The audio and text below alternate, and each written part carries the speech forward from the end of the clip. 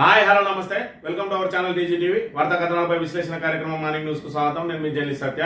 ముందుగా రాష్ట్రంలో జరుగుతున్న రాజకీయ పరిణామాలను కనుక పరిశీలించినట్లయితే డీలిమిటేషన్ కు వ్యతిరేకంగా డిఎంకే ఆధ్వర్యంలో చెన్నైలో ఏర్పాటు చేసిన సమావేశానికి ఇటు అధికార పక్షం అదేవిధంగా ఇటు ప్రతిపక్షంతో పాటు ముగ్గురు సీఎంలు అదేవిధంగా ఒక డిప్యూటీ సీఎం 14 పార్టీల ప్రాతినిధ్యం వహిస్తూ నిన్న రోజున చెన్నైలో కీలక సమావేశం జాయింట్ యాక్షన్ కమిటీ సమావేశం జరిగింది. 25 ఏళ్ల పాటు డీలిమిటేషన్ వద్దని చెప్పి ఏదైతే కుటుంబ నియంత్రణ పాటించి మరి ఇక్కడ జనాభాను అరికట్టడానికి ప్రయత్నం చేసిన దక్షిణాది రాష్ట్రాల మీద మీరు పగ తీర్చుకుంటున్నారా అని చెప్పి మరి నిన్నటి రోజున ఆ సభలో పాల్గొన్న ఆ సమావేశంలో పాల్గొన్న వక్తలందరూ కూడా తీవ్రంగా వ్యతిరేకించిండ్రు. గతంలో డీలిమిటేషన్ జరిగినప్పుడు ఇందిరాగాంధీ కాలంలో కానీ అదేవిధంగా వాజ్పేయి కాలంలో కానీ ఎప్పుడు కూడా మరి ఎంపీల సంఖ్య పెంచలేదని చెప్పి జనాభా ప్రాతిపదికన కనుక పెంచినట్టయితే దక్షిణాదికి తీవ్ర అన్యాయం జరుగుతుంది అని చెప్పి కూడా మరి ముక్తకంఠంతో ఖండించిన అంశాన్ని మనం ఇక్కడ ప్రధానంగా గమనించవచ్చు. అదేవిధంగా ప్రాంతం కోసం మరి ఇక్కడ మా లోపల మాకు ఎన్ని గొడవలు ఉన్నా కూడా ప్రాంతం కోసం మాట్లాడేటప్పుడు మేమంతా ఒకటే అని చెప్పి నిన్న రోజున బీఆర్ఎస్ మరి మరోసారి చాటు చెప్పింది.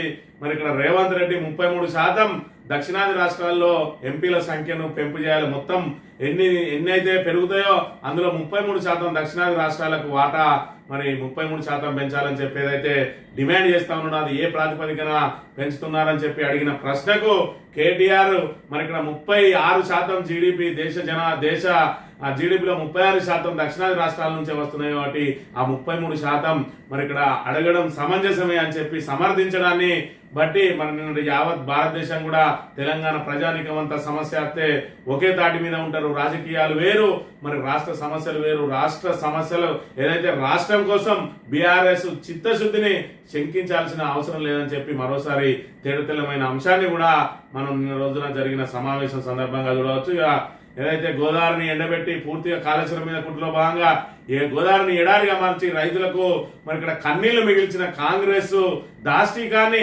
జనం దృష్టికి తీసుకురావడానికి మరి ఇక్కడ కోరకండి చందర్ గోదావరి నుంచి ఎర్రవెల్లి వరకు చేపట్టిన పాదయాత్ర నిన్న ముగిసింది. నిన్న ఎర్రవెల్లికి చేరి కేసీఆర్ గారికి మరి కలిసి సమస్యలను విన్నవించిన అంశాన్ని మనం గమనించవచ్చు. నిన్న రోజున కేసీఆర్ కార్యకర్తలను ఉద్దేశించి మాట్లాడుతూ రాబోయే రోజులలో ఖచ్చితంగా అధికారం మనదే, సింగిల్ గానే పోటీ చేస్తాం, సింగిల్ గానే అధికారంలోకి వస్తాం. మరి ఆంధ్రప్రదేశ్ లాంటి చోట్ల చంద్రబాబు నాయుడు కూటమి లేకపోతే ఆయన ఓటమి తప్పేది కాదు. మరి మన పరంగా చూసుకున్నట్టయితే ఇప్పటికే మరి ఇక్కడ కేసీఆర్ రావాలని చెప్పి ప్రజానీకం కొడుతా ఉన్నాడు. కత్తిక చేతిలో పెట్టి యుద్ధం ఇంకొకరిని చేయమంటే ఎట్లా అని చెప్పి మరి ఇక్కడ ప్రజానీకం అంతా కూడా ఇప్పటికైనా కాంగ్రెస్ దాని మీద ఉమ్మడిగా పోరాటం చేస్తేనే హక్కులు సాధించబడతాయని చెప్పి కూడా నిన్న దిశానిర్దేశం చేసిన అంశాన్ని మనం ఇక్కడ ప్రధానంగా గమనించవచ్చు. వార్తా కథనాలను పరిశీలించినట్టయితే ముందుగా నమస్తే తెలంగాణలో మీరు నిండుగా నీళ్లు నేడు ఎందుకు కన్నీళ్లు, మొన్నటి దాకా లేని నీటి కోసం ఇప్పుడెట్లా వచ్చే ప్రాజెక్టులు ఇప్పుడు ఎందుకు వెళ్ళిపోయినాయి, ఈ ప్రభుత్వం కరెంటు నీళ్లు ఎందుకు ఇస్తలేదు, కేసీఆర్ ను ఇప్పుడు రావే అంటున్నారు, కత్తొకరికి ఇచ్చి యుద్ధం మరొకరిని చేయమంటే ఎట్లా. తెలంగాణకు ప్రధాన శత్రువు కాంగ్రెస్ పార్టీ. తెలంగాణను ఆగం పట్టించేందుకు కొందరు రెడీగా ఉంటారు. యువత జాగ్రత్తగా ఉండాలి, కుట్రను పసిగట్టాలి, రాష్ట్రాన్ని కాపాడుకోవాలి. ఒక్క పొరపాటు జరిగితే జీవితకాలం దుఃఖమే. బీఆర్ఎస్ అధినేత మాజీ ముఖ్యమంత్రి కేసీఆర్ పంటలెండిన రైతుల బాధలను చాటేందుకు మాజీ ఎమ్మెల్యే చందర్ ఆధ్వర్యంలో పాదయాత్ర రామగుండం నుంచి ఎర్రవెల్లి వరకు 180 కిలోమీటర్లు వెంట నడిచిన సుమారు 200 మంది నేతలు కార్యకర్తలు అని చెప్పి నిన్నటి రోజున కోరకంటి చందర్ మరి ఇక్కడ సుమారు 5 రోజుల పాటు పాదయాత్ర నిర్వహించి ఇక్కడ కేసీఆర్ గారిని కలిసి మరి గోదావరి ఎండిపోయి రైతులు కన్నీళ్లు గారుస్తున్న అంశాన్ని ప్రజల దృష్టికి తీసుకురావడంలో భాగంగా మరి ఇక్కడ ఎర్రవెల్లి వరకు కూడా పాదయాత్ర చేసి కేసీఆర్ ని కలిసి మరి ఇక్కడ గోదావరి ప్రాంత ప్రజల కష్టాలన్నింటినీ కూడా వివరించడం జరిగింది. మరి ఇక్కడ చూసుకున్నట్టయితే మొన్నటి దాకా లేని నీటి కోసం ఇప్పుడు ఎట్లా వచ్చింది, ప్రాజెక్టులు ఇప్పుడు ఎందుకు ఎండిపోతున్నాయో ప్రజానీకం గమనించాలి. కేవలం బీఆర్ఎస్ ను బదనాం చేసే కార్యక్రమంలో భాగంగా కాళేశ్వరం మీద కుట్రలు అన్ని మేడిగడ్డను మరి ఇక్కడ ఎండబెట్టి మేడిగడ్డను మరమ్మతులు చేయకుండా ఆపి ఎన్డీఎస్ఏ నిపుణుల నివేదికను కూడా తొక్కిపెట్టి 7వ బ్లాక్ ను పునరుద్ధరించకుండా మరి ఇక్కడ ఎలాంటి కీడు జరిగినటువంటి అన్నారం గాని సుందిలు గాని ఆ ప్రాజెక్టుల గేట్లను కూడా ఎత్తేసి పూర్తిగా గోదావరిని ఎడారిగా చేయడం మూలంగా ఈ రోజు భూగర్భ జలాలు అడుగంటిపోయి ఒకవైపు సాగునీరు లేక రాబోయే రోజులలో తాగునీటి కూడా కటకట ఏర్పడే ప్రమాదం ఉన్నది. ఇప్పటికే మిషన్ భగీరథ ద్వారా మరి ప్రతిరోజు ఇంటింటికి మంచినీళ్ళు అందించే కార్యక్రమానికి బ్రేక్ పడ్డది. వారానికి ఒకసారి మరి ఇక్కడ మిషన్ భగీరథ ద్వారా నీళ్లు అందుతున్నాయని చెప్తా ఉన్నారంటే ఇదంతా కూడా కాంగ్రెస్ పాలనా వైఫల్యం, అసమర్థతే కారణం. అదేవిధంగా ఏదైతే పరిపాలన చేతగాక గత ప్రభుత్వం మీద నిందలేసు కాలం వెల్లదీస్తూ ఆ నిందలేయడానికి బలం చేకూర్చే విధంగా కాళేశ్వరం కూలిపోయింది అని చెప్పి పదే పదే ఆరోపణలు చేసి వాటిని గేట్లు ఎత్తుపెట్టి ఈ రోజు రైతాంగాన్ని అడిగోస పెడతా ఉన్నారని చెప్పి చెప్తున్న పరిస్థితిని కూడా మనం ఇక్కడ ప్రధానంగా గమనించాలి. తెలంగాణలో జరుగుతున్న అన్యాయాలను ప్రతిఘటించలేని నాటి నాయకత్వం ఎంతో నష్టం చేసింది. వాళ్ళ తెలివి తక్కువతనాన్ని ఉద్యమకాలంలో దద్దమ్మలు సన్నాసులని సమాజం తరపున ప్రశ్నించా వ్యక్తిగతంగా నాకు కోపం ఎందుకుంటుంది అని చెప్పి అసలు ఏదైతే భాష ఉన్నదో ఆ భాషకు సంబంధించి కేసీఆర్ ఈ భాషను పరిచయం చేసిందని చెప్పి ఏదైతే కాంగ్రెస్ నాయకులు మాట్లాడుతూ ఉన్నారో సన్నాసులు దద్దమ్ములు అని ఆ రోజు నేను ఎందుకు అనాల్సి వచ్చింది అంటే తెలంగాణలో ఉండి తెలంగాణకు జరుగుతున్న అన్యాయాన్ని మరి ఇక్కడ ప్రశ్నించలేని దద్దమ్ములు అని చెప్పి నేను ఆ రోజు అనాల్సి వచ్చింది. వ్యక్తిగతంగా నాకు ఎవరి మీద కోపం లేదు. నేను ప్రాంతం కోసం మరి ఇక్కడ ఏదైతే ఈ సమస్యలను మరి ఇక్కడ ప్రజల ముందు ఉంచే విధంగా అదే విధంగా ఎవరైతే మరి ప్రాంతం కోసం కొట్లాడకుండా నేను నోరు మూసుకొని ఉంటా ఉన్నారో వాళ్ళను మరి ఇక్కడ తట్టి లేపే కార్యక్రమంలో భాగంగా నేను మాట్లాడితే ఈ రోజు ఏ విధంగా బూతులు మాట్లాడుతున్నారో వ్యక్తిగతంగా మరి ఇక్కడ రేవంత్ రెడ్డి అనే విషయాన్ని గమనించాలన్న సందంగా నిన్నటి రోజున మరి ఇక్కడ కేసీఆర్ మాట్లాడిండు. కేసీఆర్ మాట్లాడిన దానికి రేవంత్ రెడ్డి మాట్లాడిన దానికి చూసుకున్నట్టయితే నక్కకు నాగలో కనుక్కున్నటువంటి తేడా ఉన్నది. మరి ఇక్కడ తెలంగాణలో తిట్లు కూడా దీవెనలాగే ఉంటాయి అని అంటే మరి ఇక్కడ ఏమో బూతు పురాణంతో చిల్లర భాషతోటి బజార్ భాషతోటి ఏ విధంగా మాట్లాడుతూ ఉన్నాడు. అసెంబ్లీ వేదికగా అన్పార్లమెంటరీ మాట్లాడవద్దు అని చెప్పి చెప్పాల్సిన సభానాయకుడే బట్టలు కూడా తీసుకొడతా అని చెప్పి సాక్షాత్తు అసెంబ్లీలో మాట్లాడితే ఇంకా ఆయన నోటికి అడ్డుకట్ట వేసేదేవులు అధికారాన్ని దుర్వినియోగం చేస్తూ ఈ రోజు బజార్ భాషతోటి చిల్లర భాషతోటి నేను ఇంతే అన్న చందంగా ఇంకా కూడా అదే విధంగా కొనసాగుతూ మరి ఇక్కడ తెలంగాణ రాష్ట్రం మీద మళ్ళీ ఏదైతే ఆ సంస్కృతి సంప్రదాయాల మీద మరి ఇక్కడ ఆయన ఇంకా గగ్గోలు పెట్టడానికి చూస్తే తెలంగాణ సమాజం యావత్ సమాజం ముక్కున వేలేసుకుంటున్న పరిస్థితిని కూడా మనం ప్రధానంగా గమనించాలి. ఇక భౌగోళిక వాతావరణ పరిస్థితులకు అనుగుణంగా ప్రజల శ్రేయస్సును పరిగణలోకి తీసుకుని ప్రభుత్వాలు పనిచేయాలి. అంతే తప్ప వాటిని ఖర్చుకు లింకు పెట్టి ఆలోచన చేయడం తప్పు. తెలంగాణ సాగుకు తాగునీళ్ళు అవసరం. ఇందుకోసం రాష్ట్ర ప్రభుత్వాలు ఖర్చుకు వెనకాడకుండా ప్రజలకు మంచినీళ్లు వ్యవసాయానికి సాగునీళ్లు అందించాల్సిందే అని చెప్పి పదే పదే చెప్తాడు. కాళేశ్వరం ప్రాజెక్టు నిర్మాణ సమయంలో కూడా కరెంటుకి ఇంత అవుతుంది అంత అవుతుందని ఏదైతే గగ్గోలు పెట్టినరో మరి ఇలా చూసుకున్నట్టయితే రైతులకు సాగునీరు లేక ట్యాంకర్లతోటి నీళ్లు తెచ్చిపోసుకుంటా ఉన్నారు. మరి ఒక్కో ట్యాంకర్కి ఎన్ని కావాలి? ఒక రైతు ఒక ఎకరం పంట పండించాలంటే ఆ పంటను కాపాడుకోవాలంటే ఎన్ని ట్యాంకర్లు తీసుకురావాలి? దానికి ఎంత అద్దె కట్టాలి? మరి అంతా కూడా ఏదైతే కాళేశ్వరం ప్రాజెక్టు పరివాహక రైతులందరూ కూడా ట్యాంకర్లు పెట్టి పోసుకుంటే ఎంత కావాలనేది ఒకసారి ఆలోచించాలి. ప్రభుత్వం ఖర్చుకు వెనుకాడి మరి మంచినీళ్ళు ఇవ్వడానికి ఇబ్బంది పడితే మరి ఇక్కడ ఆ ప్రజలు ఆగమైపోరా అనే విషయాన్ని కూడా మరిచి ఈ రోజు కాళేశ్వరాన్ని కేవలం దానికి కరెంటుకు ఖర్చులైతే అని చెప్పి ఇప్పటి వరకు ఏదైతే గతంలో బీఆర్ఎస్ ప్రభుత్వం అధికారంలో ఉన్నప్పుడు ఆరోపణలు చేస్తూ వస్తున్న మరి కాంగ్రెస్ ఇప్పుడు అధికారంలోకి వచ్చిన తర్వాత ఏకంగా ప్రాజెక్టునే మూలన పడేసే ప్రయత్నం చేస్తా ఉన్నది. ప్రాజెక్టు మూలన పడితే ఈ రోజు తెలంగాణ అతలాకుతలం అవుతుందని చెప్పి మరి ఇక్కడ పూర్తిగా మరి ఇక్కడ నిరూపించబడ్డ అంశాన్ని కూడా మనం ఇక్కడ చూడవచ్చు. ఈ రోజు కాళేశ్వరం ప్రాజెక్టును ఎండబెట్టడం మూలంగా భూగర్భ జలాలు పూర్తిగా అడిగంటిపోయి ఎస్ఆర్ఎస్పీ మీదనే ఆధారపడి పంటలు పండించుకునే వాళ్ళకి ఆ ఎస్ఆర్ఎస్పీ నీళ్లు కూడా సక్రమంగా అందని పరిస్థితి. అసలు ఎస్ఆర్ఎస్పీకి పునరుజ్జీవం కల్పించడానికే కాళేశ్వరం ప్రాజెక్టు మరి ఇక్కడ అందులో కూడా ఒక భాగమే, దాని పునరుజ్జీవం కూడా ఒక భాగమే అనే విషయాన్ని మనం ఇక్కడ ప్రధానంగా గమనించాలి. మరి ఇక్కడ 18 రిజర్వాయర్లు, 19 మరి ఇక్కడ పంప్ హౌజులు, అదేవిధంగా సబ్ స్టేషన్లు, 203 కిలోమీటర్ల టన్నలు, 1500 కిలోమీటర్ల మరి ఇక్కడ గ్రావిటీ కెనాల్స్ మరి ఇవన్నీ కలిపితే ఒక కాళేశ్వరం ప్రాజెక్ట్ అయితే మేడిగడ్డలో ఒక పిల్లర్ కొంగితే మరి పూర్తిగా కాళేశ్వరమే కూలిపోయిందని చెప్పిన సన్నాసులు ఇప్పటికైనా దాన్ని మరి పునరుద్ధరించకపోతే పరిస్థితులు ఏ విధంగా ఉంటాయో వాళ్ళకు మరి తెలిసి వచ్చిన అంశాన్ని కూడా మనం ఇక్కడ ప్రధానంగా గమనించాలి. ప్రభుత్వ వైఫల్యంలో మరి ఇక్కడ కాళేశ్వరం మీద కుట్ర కూడా ఒక భాగం అనే విషయాన్ని ఇకనైనా గమనించాలి. మరి ఇక్కడ ప్రభుత్వం పూర్తిగా వైఫల్యం చెందింది అని అంటే కాళేశ్వరం మీద మీరు కుట్రలు అన్ని గోదావరిని నిడారుగా చేసినప్పుడు ప్రత్యామ్నాయం చూపించాల్సిన బాధ్యత మీ మీద ఉండే. మరి ప్రత్యామ్నాయం లేనప్పుడు కుట్రల కోసం రైతులను బలి చేయడం ఎంతవరకు సమంజసం అనే విషయాన్ని రేవంత్ రెడ్డి ఇప్పటికైనా ఆలోచన చేసుకోవాలి. ఇక 25 ఏళ్లు పునర్విభజన వద్దు, కేంద్రానికి దక్షిణాది రాష్ట్రాల డిమాండ్, జనాభా ప్రాతిపదికన డీలిమిటేషన్ పై ఐక్య పోరు, బిఎంకే సారథ్యంలో జేఏసీ తొలిపెట్టి పాల్గొన్న తెలంగాణ, కేరళ, పంజాబ్ సీఎంలు రేవంత్, విజయన్, మాన్, అదేవిధంగా బీఆర్ఎస్ వర్కింగ్ ప్రెసిడెంట్ కేటీఆర్ సహా 14 రాష్ట్రాల నేతలు హాజరు. కేంద్రం బలవంతంగా డీలిమిటేషన్ చేపడితే ప్రతిఘటించాలని నిర్ణయం. వచ్చే నెలలో హైదరాబాద్ లో మలిపేటి అని చెప్పి 25 ఏళ్ల పాటు పునర్విభజన వద్దు. మనం మేము ఏదైతే కేంద్ర ప్రభుత్వం పిలుపునిచ్చిన దాని ప్రకారం కుటుంబ నియంత్రణను మరి ఇక్కడ పూర్తి స్థాయిలో అమలు చేసిన పాపానికి ఈ రోజు మా జనాభా తగ్గి మరి ఉత్తరాది జనాభా పెరిగితే ఈ రోజు మీరు డీలిమిటేషన్ లో భాగంగా ఈ రోజు జనాభా ప్రాతిపదికన ఎంపీల సంఖ్యను కనుక పెంచినట్టయితే మరి ఉత్తరాది రాష్ట్రాల్లో ఎంపీల సంఖ్య పెంచి దక్షిణాది రాష్ట్రాల్లో ఎంపీల సంఖ్య తగ్గి మరి ఇక్కడ మా ప్రాతినిధ్యమే కరువయ్యే అవకాశం ఉంటుంది. మా ప్రాంత ప్రజల మన ఏదైతే సమస్యలను గొంతెత్తడానికి కూడా మా ఎంపీల మరి బలం సరిపోదు. అదేవిధంగా కేంద్రంలో ఏ ప్రభుత్వం ఉన్నప్పటికీ కూడా మరి ఇక్కడ దక్షిణాది మీద వివక్షనే కొనసాగిస్తా ఉన్నారు. ఈ నేపథ్యంలో మరి ఇక్కడ దక్షిణాది నుంచి ఎంపీల సంఖ్య తగ్గితే మాతో అవసరం లేకుండానే మీరు ప్రభుత్వాలు ఏర్పాటు చేసే అవకాశం ఉంటుంది. అప్పుడు ఇప్పటికే మాకు బడ్జెట్లలో 0 కేటాయింపులు జరుగుతూ ఉన్నాయి. రాబోయే రోజులలో మరి రెగ్యులర్ గా రావాల్సిన వాటా కూడా ఇచ్చే అవకాశం ఉండదు అని చెప్పి మరి నిన్నటి రోజున మాట్లాడడం జరిగింది. అదేవిధంగా మరి ఇక్కడ ప్రాంతం కోసం మేము ఖచ్చితంగా అందరం కలిసే పోరాటం చేస్తామని చెప్పి మరి నిన్నటి రోజున ఏదైతే తెలంగాణ ప్రయోజనాలే ముఖ్యం తప్ప మాకు తెలంగాణ ప్రయోజనాలే ముఖ్యం తప్ప మాకు ఇక్కడ పార్టీల కోసం కొట్లాటలు కాదు, బీఆర్ఎస్ తెలంగాణ కోసం దేనికైనా సిద్ధపడుతుంది అని చెప్పి మరి ఉద్యమ సమయంలో నిరూపించింది. నిన్నటి రోజు జేఏసీ సమావేశంలో కూడా కేటీఆర్ గారు మళ్ళీ అదే సందేశాన్ని ఇచ్చిండ్రు.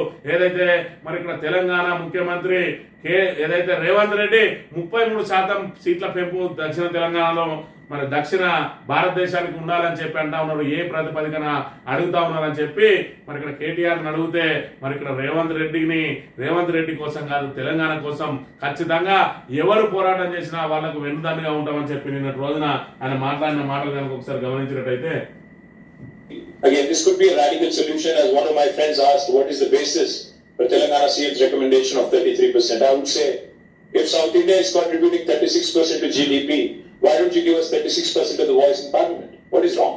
Why are you not rewarding those states that have performed exceptionally well in nation building? If nation building can happen by way of contribution from states, then why not reward those states that have done very well? So, I would only... Revanth Reddy 33% దక్షిణాది రాష్ట్రాలకు ఎంపీల సంఖ్య పెంచాలని ఏ ప్రాతిపదికన అడుగుతా ఉన్నాడు మీ మిత్రుడు అని చెప్పి మరి అక్కడ ఒక అతను ప్రశ్న అడిగితే, మీరు అడిగిన ప్రశ్నకు మరి రేవంత్ రెడ్డి ఏ విధంగా అడిగిండో నాకు సంబంధం లేదు, అది ఆయన వ్యక్తిగత అంశం అని అనకుండా ఖచ్చితంగా మరి మన రాష్ట్ర ప్రయోజనాల కోసం, మన దక్షిణాది రాష్ట్రాల ప్రయోజనాల కోసం మరి దాన్ని సమర్థిస్తూ 36% జీడిపి అనేది దక్షిణాది రాష్ట్రాల నుంచి వెళ్తా ఉన్నది. అటువంటిప్పుడు మాకు 33% సీట్ల పెంపు కావాలని కోరడంలో తప్పేం లేదు అని చెప్పి సమర్థిస్తే, ఇక మరి ఏదైతే సబ్జెక్ట్ లేదు, సరుకు లేదు, మరి ఇక్కడ ఏదైతే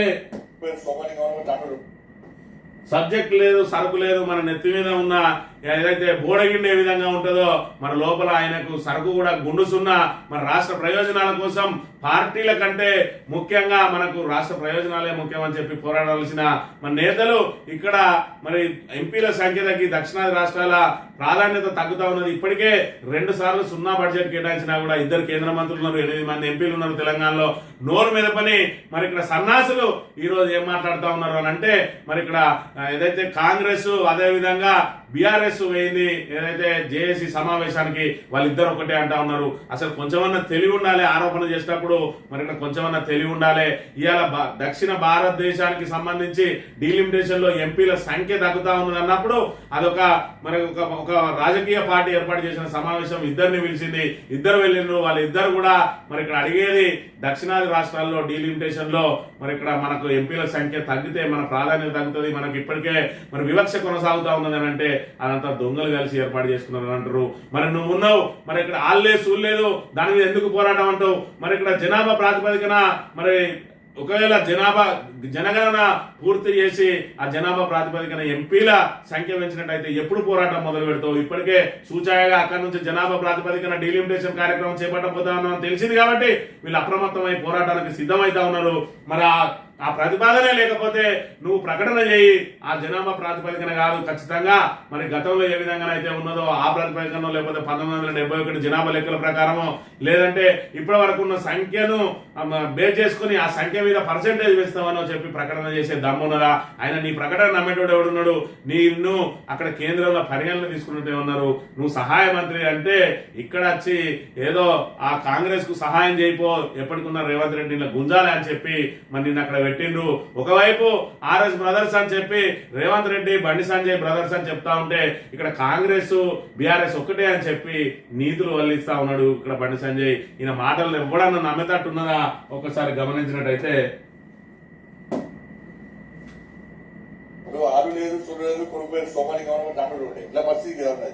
దొంగలు వచ్చి ఊరు వచ్చుకునే ప్రయత్నం చేస్తున్నారు వీళ్ళు. ఆడ కలిసి అంత దొంగలు ఉంటాయి, అంత మాఫియా ఉంటాయి. లిక్కర్ స్కామ్ కూడా ఒకటి ఉన్నది, ల్యాండ్ స్కామ్ కూడా ఉన్నది. ఇవాళ మొదటి నుంచి చెప్తున్నా, బీఆర్ఎస్ కాంగ్రెస్ ఒకటే. బీఆర్ఎస్ పార్టీ కేసు నుంచి తప్పించుకోవడానికి కాంగ్రెస్ పార్టీకి సహకరిస్తున్నది. ఇద్దరు కలిసి పనిచేస్తున్నారు, ఢిల్లీలో కలిసి ఉంటారు, గల్లీలో కొట్లాడతారు. ఇవాళ డిఎంకే పెట్టిన మీటింగ్ ఇద్దరు వేరు, ఇద్దరు అనుకోవడం వేరు. మరి తెలంగాణ ప్రజలు ఆలోచించారు, వీళ్ళిద్దరు ఒక్కటే కారణం మీరు ఆలోచించారు. వీళ్ళిద్దరు ఒక్కటి కాదు, ఇద్దరు కలిసిపోయింది దేనికోసం అనేది ఒకసారి గమనించాలి.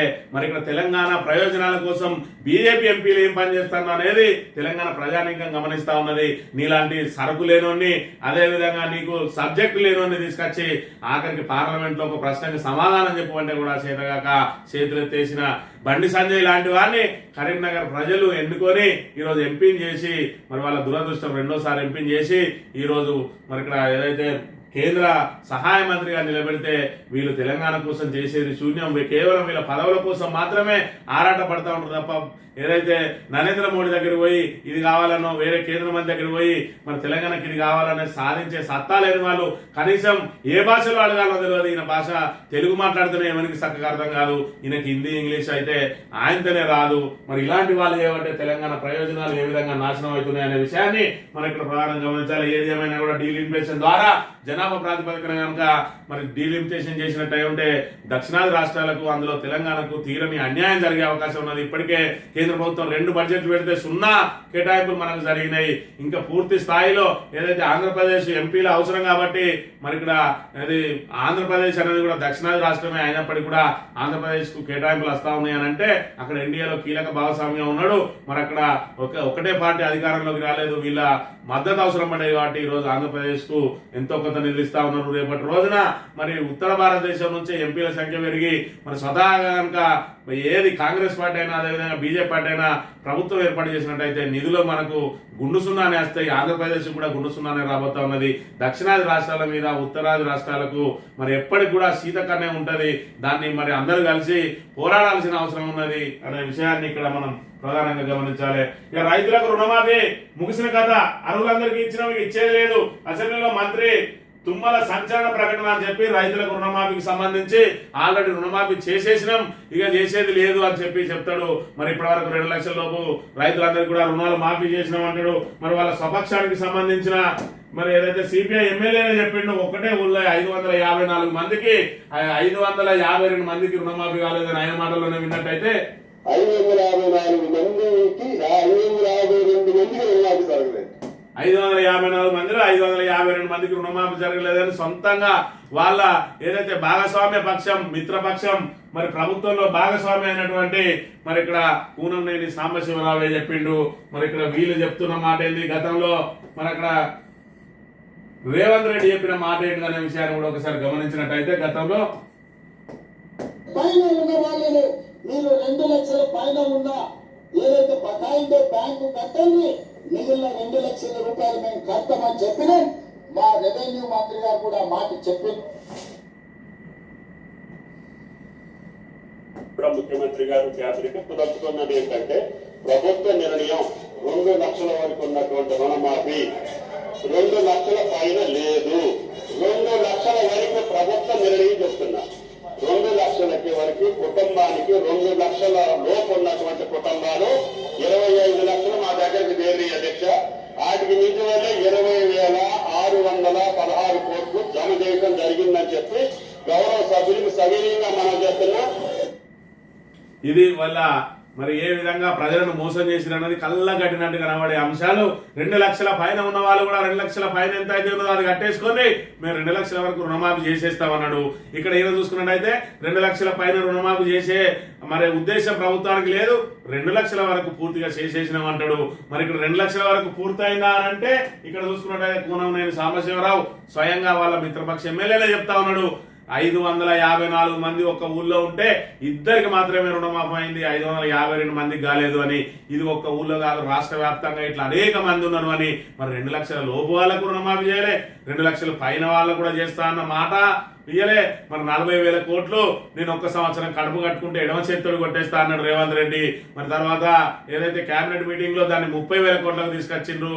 మరి తర్వాత 20,000 కోట్లతోటే దాన్ని సాపజుట్టేసిండ్రు అని అంటే సగం మందికి కూడా రుణమాఫీ కాలేదు అనేది వాళ్ళ మాటల ద్వారా తేటతెల్లమవుతుంది. ఈ రకంగా ఇంట్లో ప్రజలను మరి నిండా ముంచుతా ఉన్నారో మరి ఇక్కడ మనం గమనించాలని రోజున మరి బీఆర్ఎస్ శాసనసభ పక్షం రుణమాఫీ పూర్తి చేసేదాకా వదిలిపెట్టాం, రాష్ట్ర వ్యాప్తంగా ఉద్యమిస్తాం, సీఎం రేవంత్ కాంగ్రెస్ నేతలను ఎక్కడికక్కడ నిలదీయండి అని చెప్పి హరీష్ రావు నిన్న రోజున రుణమాఫీ మీద నిరసన వ్యక్తం చేస్తూ బీఆర్ఎస్ ఎమ్మెల్యేలు అందరూ కూడా మరి ఆ సభ నుంచి వాకౌట్ చేసిన పరిస్థితిని మనం ఇక్కడ ప్రధానంగా గమనించాలి. ఇక డీలిమిటేషన్ పై Congress double drama. South state Congress delimitation కు వ్యతిరేకం. కాంగ్రెస్ అధిష్టానం మాత్రం తటస్థ వైఖరి. మల్లగులాలు పడుతున్న అస్తపెద్దలు. దేశానికి 36% జీడీపీ ఇస్తున్న సౌత్ స్టేట్స్. సౌత్ కు జరుగుతున్న అన్యాయంపై మనం మౌనం ఎందుకు? స్టాలిన్ మీటింగ్ కు వెళ్లిన కాంగ్రెస్ పాలిత ప్రతినిధులు. తెలంగాణ నుంచి సీఎం రేవంత్ రెడ్డి, కర్ణాటక నుంచి డీకే శివకుమార్.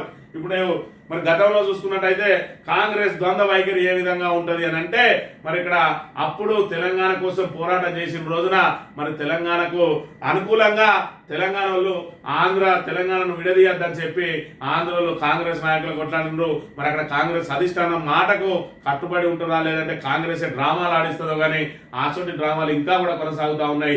ఈ రోజు సౌత్ కు అన్యాయం జరుగుతా ఉన్నది, మరి దక్షిణాది రాష్ట్రాలకు డీలిమిటేషన్ ద్వారా అన్యాయం జరుగుతా ఉన్నది అంటే మరి ఇక్కడ ముఖ్యమంత్రి రేవంత్ రెడ్డిని, డీకే శివకుమార్ ను కర్ణాటక నుంచి అదేవిధంగా తెలంగాణ నుంచేమో జేఏసీ సమావేశానికి పంపించింది. మరి వీటన్నిటి తరపున అన్యాయాల మీద పోరాడాల్సిన ప్రతిపక్ష నాయకుడు దాని మీద ఇప్పటి వరకు నోరు మెరుగుతలేడు. మరి ఇక్కడ మీరు కాంగ్రెస్ అయితే మీ అధిష్టానాన్ని ఎందుకు ఒప్పారు? అసలు రాహుల్ గాంధీ ఆధ్వర్యంలో ఈ సమావేశం నడవాలి, పోరాటం అంతా రాహుల్ గాంధీ ఆధ్వర్యంలో నడవాలి, ప్రతిపక్ష నేత మరి ఇక్కడ దీనికి సారథ్యం వహించాలి.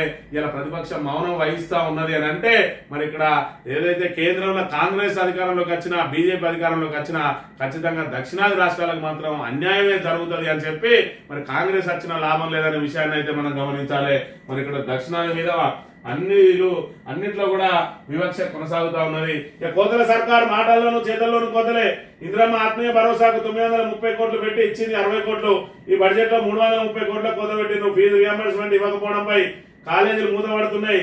విద్యార్థుల భవిష్యత్తు నాగం చేయొద్దు అసెంబ్లీలో మాజీ మంత్రి హరీష్ రావు చెప్పి మరి కోతల సర్కార్ అంటే పూర్తిగా కోతలే. కరెంట్లో కోతలు, నీళ్లలో కోతలు, మరి అదే విధంగా సంక్షేమ పథకాల్లో కోతలు. మరి ఇక్కడ ఇందిరమ్మ ఆత్మీయ భరోసా అన్నారు, ఇప్పటి వరకు ఒక్కరికి కూడా ఇచ్చింది లేదు. కనీసం పైలట్ గ్రామాల్లో కూడా ఇప్పటి వరకు ఇచ్చింది లేదు. పైలట్ గ్రామాలు అన్నారు, మరి ఇక్కడ కోడ్ వచ్చిందని చెప్పి ఆగిండ్రు, ఏదో ఎమ్మెల్సీ కోడ్, మరి అవన్నీ పూర్తయినాయి. ఇప్పటి వరకు మాత్రం ఇంకా అతిగతి లేదు. ఇందిరమ్మ ఇల్లు లేవు, మరి ఆత్మీయ భరోసా లేదు, అదే విధంగా పూర్తి స్థాయిలో రైతు భరోసా అందించింది లేదు. మరి రైతు భరోసా చేసిన రైతు బంధు 10,000, రైతు భరోసా 15,000, మరి 12,000 అంటే దానికేం పేరు పెడతారో మరి రేవంత్ రెడ్డి పేరు పెట్టాలి. ఎందుకంటే రైతు భరోసా అంటే 15,000, రైతు బంధు అంటే 10,000, మరి 12,000 వచ్చింది కాబట్టి మరి ఇక్కడ దాన్ని ఏం పేరు పెడతారో మరి రేవంత్ రెడ్డి డిసైడ్ చేసుకోవాలి. ఇక 5,520 కోట్లు బాకీ ఉన్నమాట, ఇంట్లో దాచిపెట్టడానికి ఏమీ లేదు. ఫీజు రియంబర్స్మెంట్ ఇయ్యలే, మరి ఫీజు రియంబర్స్మెంట్ ఇయ్యలే అని చెప్పి ఆఖరికి కాలేజీలు కూడా మూతపడే ప్రమాదం ఉన్నదని అంటే ఆఖరికి మరి అసెంబ్లీలో ఒక్కొక్కటిగా బయటకు చెప్తా ఉన్నారు. మరి ఇక అందుకే అసెంబ్లీని నడపాలంటే ప్రభుత్వం ఎందుకు గడగడలాడుతుంది అని అంటే ఇగో ఇలాంటి నిజాలన్నీ బయటకు వస్తాయని. అప్పుల మీద రేవంత్ రెడ్డి నానా అబద్ధాలు ఆడిండు. తీరటానికి వస్తే అప్పుల విషయంలో బొక్కబొర్లా పడ్డది కాంగ్రెస్ ప్రభుత్వం. 1,58,000 కోట్లు తీసుకున్నది వాస్తవమే. అదేవిధంగా కేవలం వీళ్ళ అప్పులకు వడ్డీలు కట్టింది 30,000 కోట్ల విధానం కూడా తేటతెల్లమైంది. దాంతో మరి 1,58,000 కోట్ల అప్పు తీసుకొని కొత్త ప్రాజెక్ట్ లేదు, కొత్త పాలసీ లేదు, కొత్త విధానం లేదు, కొత్త సంక్షేమ పథకం అమలు లేదు. మరి ఇప్పటి వరకు ఆ 1,58,000 కోట్లు ఏం చేసిరు అంటే మరి ప్రతిపక్షాలు అయితే ఢిల్లీకి మూటలు మోయడానికి ఆ డబ్బులన్నీ మరి ఇక్కడ సమీకరిస్తా ఉన్నారు అని చెప్పి మరి ఇక్కడ ఆరోపణలు చేస్తా ఉన్నది. మరోవైపు జీతాలు ఇవ్వడానికి మాకు ఇబ్బంది అవుతుందని రేవంత్ రెడ్డి బీదార్పులు బేల మాటలతోటి ఇక్కడ ప్రభుత్వ ప్రతిష్టను, తెలంగాణ ప్రతిష్టను పూర్తిగా దిగజార్చి అసలు తెలంగాణకు పెట్టుబడులు కూడా రాకుండా తెలంగాణను పూర్తిగా దివాలా తీస్తా ఉన్నాడు రేవంత్ రెడ్డి అనే విషయాన్ని మనం ఇక్కడ ప్రధానంగా గమనించాలి. అసెంబ్లీలో మీడియాపై మళ్లీ ఆంక్షలు.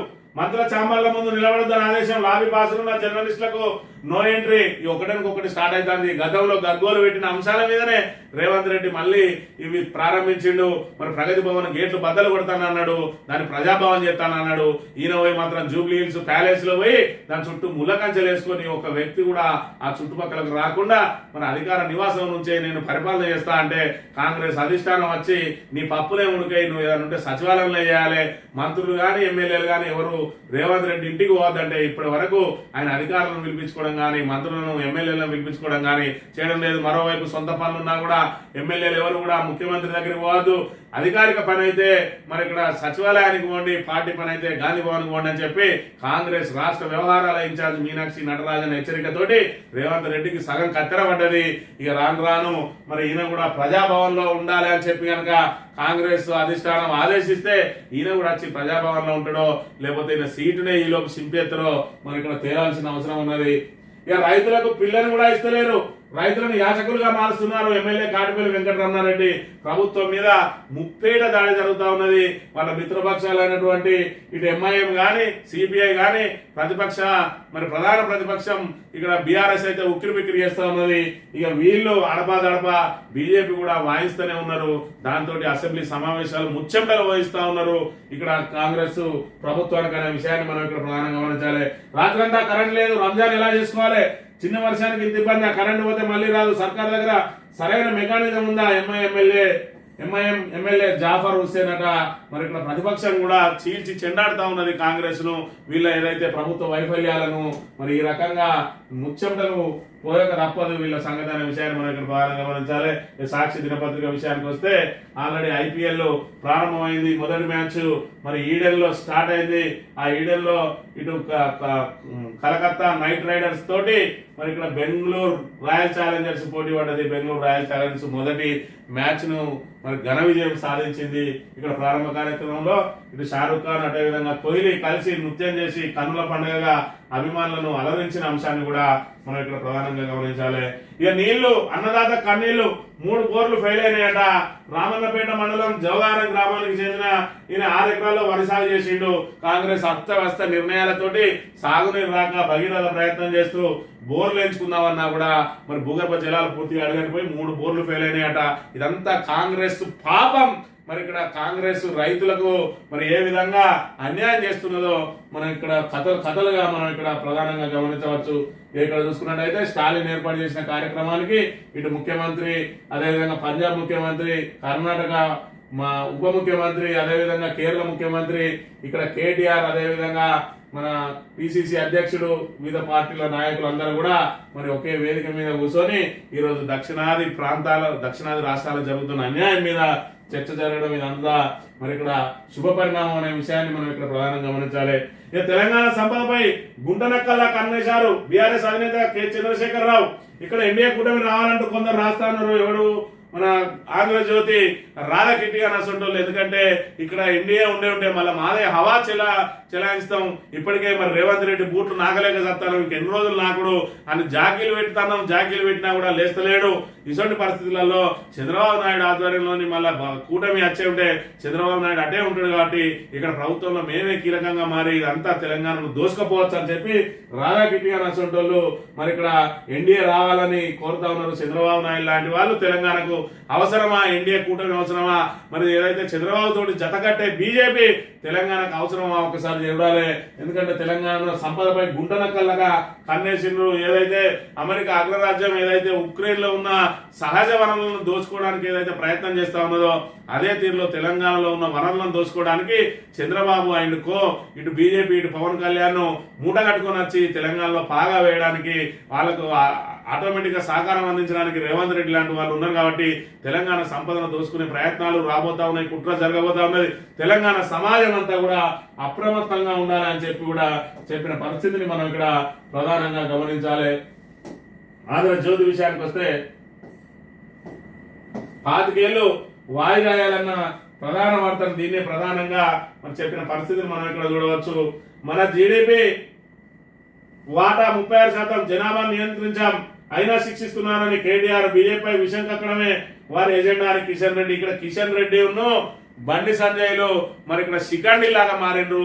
ఇలా తెలంగాణ ప్రాంత ప్రయోజనాల కోసం మరి ఇక్కడ పదవులను ఏదైతే గడ్డిపోసల్లా త్యజించిన మరి ఇక్కడ చరిత్ర బీఆర్ఎస్ ది టీఆర్ఎస్ ది. ఇలా పదవుల కోసం తెలంగాణ ప్రయోజనాలను తాకట్టు పెట్టే చరిత్ర ఇటు బండి సంజయ్ కిషన్ రెడ్డి అనే విషయాన్ని మనం ఇక్కడ గమనించాలి. 8 మంది ఎంపీలను ఇస్తే వాళ్ళు ఇక్కడికి ఇచ్చింది ఏంటి అంటే 2 మంత్రి పదవులు. అంటే మీకు మంత్రి పదవులు ఇస్తాం, ఇక మీరు నోరు మూసుకోండి ఏది అడగద్దు అని చెప్పి వీళ్ళకు ఆ 2 మంత్రి పదవులు పడేస్తే వాటిని పట్టుకొని మరి ఊగులాడుతూ ఉన్నారు. కానీ తెలంగాణ ప్రాంత ప్రయోజనాల కోసం ఏమాత్రం ప్రయత్నం చేయడం లేదు ఇప్పటి వరకు తెలంగాణ కోసం. మరి ఇక్కడ నిధులు తీసుకురావడంలో లేదంటే మరి కేంద్రం నుంచి ఏ రకమైన నిధులను ఏమైనా వాటాను మనకి సరైన వాటాను సాధించడంలో ఈ 8 మంది ఎంపీలు అందులో ఇద్దరు మరి కేంద్ర మంత్రులు విఫలమవుతున్న అంశాన్ని అయితే తెలంగాణ ప్రజానీకం గమనించి రాబోయే రోజులలో వీరి ప్రాతినిధ్యం మనకు అవసరమా, మన కోసం కొట్లాడనోడు వాళ్ళ సొంత పదవుల కోసం కొట్లాడేటోళ్ళు ఇలాంటి శిఖండులు మరి ఇక్కడ తెలంగాణ ప్రాంత ప్రయోజనాల కోసం కొట్లాడేటోళ్లను విమర్శించేటోళ్ళు మన ప్రాంతంకు అవసరమా అనే విషయాన్ని గమనించి వీళ్ళకి ఖచ్చితంగా బుద్ధి చెప్పాల్సిన అవసరం ఉన్నదనే విషయాన్ని మనం గమనించాలి. ఈనాడు దినపత్రిక విషయానికి వస్తే 25 ఏళ్లకు సంబంధించిన అంశాన్ని ప్రధానంగా ప్రచురించింది. డీలిమిటేషన్ కు సంబంధించి మరి మళ్లీ గ్రామాలకు రెవెన్యూ ఉద్యోగులు 10,954 గ్రామ పాలనాధికారుల పోస్టులు మంజూరు చేసిన ఆర్థిక శాఖ. ప్రభుత్వానికి ప్రజలకు వారధిగా విధులు. పూర్వ విఆర్ఓలకు అవకాశం. ఇప్పటికే వారి నుంచి దరఖాస్తుల స్వీకరణ. మిగిలిన పోస్టులకు ప్రత్యక్ష నియామకాలని చెప్పి మళ్ళీ ఏదైతే విఆర్ఓల వ్యవస్థ, రెవెన్యూ అధికారుల వ్యవస్థ, విలేజ్ రెవెన్యూ అధికారి మరి ఇక్కడ రాబోతా ఉన్నారు. మళ్ళీ కూడా కాంగ్రెస్ ప్రభుత్వం ఏదున్నా కూడా మరి ఖచ్చితంగా అందులో లొసుగులు ఉండాలి. ఆ లొసుగులు ఉంటేనే మరి కాంగ్రెస్ నాయకుల జేబులు నిండుతాయి.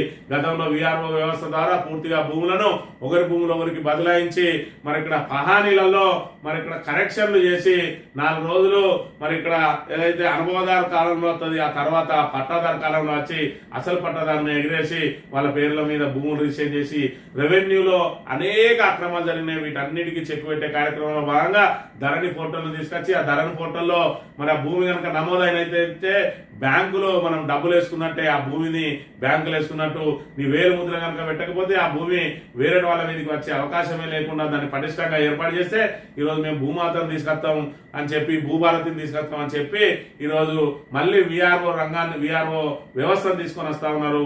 మళ్ళీ ఎవరి భూములు ఎవరి మీదనైనా తర్జుమా చేసుకోవచ్చు.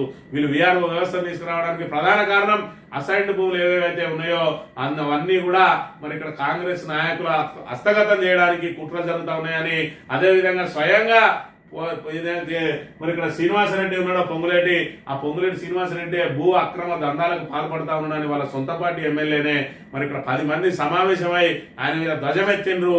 అయినప్పటికీ కూడా వీళ్ళు హైదరాబాద్ చుట్టుపక్కల భూములను కాజేయడానికి, విలువైన భూములను కాజేయడానికి, అసైన్డ్ భూములను మరి ఇక్కడ కాంగ్రెస్ నాయకుల జేబుల్లోకి పంపడానికి ఈ విఆర్ఓ వ్యవస్థను తీసుకొచ్చి మళ్ళీ రెవెన్యూ శాఖనే అస్తవ్యస్తం చేసి సర్వనాశనం చేసి భూములకు రక్షణ లేకుండా చేసే కార్యక్రమానికి ఈ వ్యవస్థ రాబోతా ఉన్నదని చెప్పి ప్రతిపక్షాలు అయితే మన అనుమానాలు వ్యక్తం చేస్తున్న అంశాన్ని మనం ఇక్కడ ప్రధానంగా గమనించాలి. ఇది ఈ రోజు మార్నింగ్ న్యూస్. తిరిగి వెళ్తాం. Thank you very much.